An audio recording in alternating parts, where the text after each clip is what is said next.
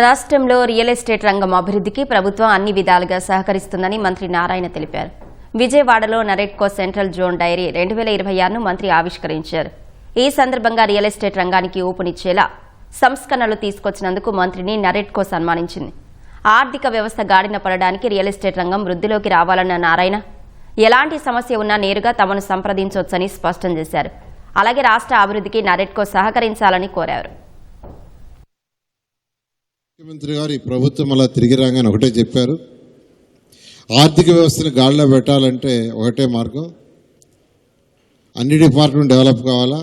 దాంతో పర్టికులర్గా municipal and urban డిపార్ట్మెంట్లో రియల్ ఎస్టేట్ పీపుల్ ముందుకొచ్చి వాళ్ళు రియల్ ఎస్టేట్ డెవలప్ చేయాలి.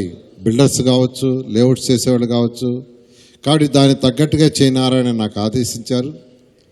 దాని మీద వెంటనే నేను అధికారులతో మాట్లాడటం, మన రాష్ట్రంలో ఎలా ఉంది, ఇతర రాష్ట్రాలు ఎలా ఉన్నాయని స్టడీ చేయమని వాళ్ళందరినీ దాదాపు 30 రాష్ట్రాలకు పంపించాను భారతదేశంలో. తర్వాత ఈ నరెట్కో మీలాంటి ఆర్గనైజేషన్స్ వాళ్ళందరికీ చెప్పాను, మనకంటే అక్కడ సులభతరంగా ఉండే రూల్స్ అండ్ రెగ్యులేషన్స్ ఏమున్నాయో తీసుకురండి, డిస్కస్ చేస్తాం, బెటర్గా చేస్తామని చెప్పడం. దాని మీద అటు అధికారులు పోయిచ్చారు.